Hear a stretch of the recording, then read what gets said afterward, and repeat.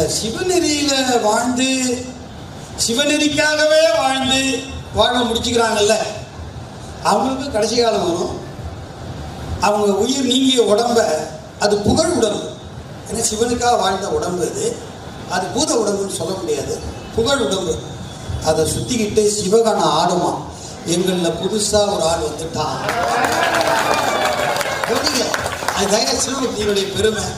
இங்கே முடிச்சுட்டு நம்ம சிவனடியார் வாழ்க்கை சரியாக முடிச்சுட்டு போயிட்டோம்னு வச்சுங்களேன், நமக்கு எங்கள் அம்மாவுடைய திருவடியில் போய் சேர்ந்துடலாம். இன்னொரு செட்டு இருக்குது, அது என்ன சொன்னாலும் கேட்காது. அது அடியாரையும் கும்பிடாது, ஆச்சாரியாரையும் கும்பிடாது, அரணாரையும் கும்பிடாது. அப்படியும் ஒரு கோச்சி இருக்கத்தானே செய்யும். 99% அப்படித்தான் இருக்கு. 1% தான் சிவபக்தி பண்ணும்.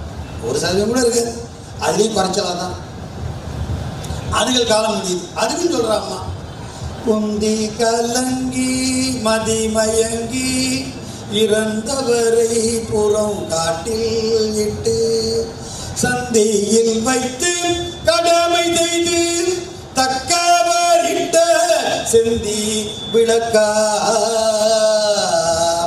முந்தி அமரர் முழவின் ஓசை திசை கதுவ சிலும் ஆக்க ஆக்க என்ன சொல்ற. அவனுக்கு காலம் முடிஞ்சிருது கெட்டவனுக்கு. அதாவது சிவநெறி பயிலாத ஒருவன் இறந்து போறான். அவனை சுற்றி யார் தெரியுமா ஆடுறாங்க? தேவர்கள் தான். ஏன் தெரியுமா? இந்த உயிர் நரகத்துக்கு போகுது. கவனிங்க, காரைக்காலமா முன்கூட்டி நம்மளை எச்சரிக்கிறார். வாழற ஒவ்வொரு நாளும் சிவனுக்காக வாழ்ந்து.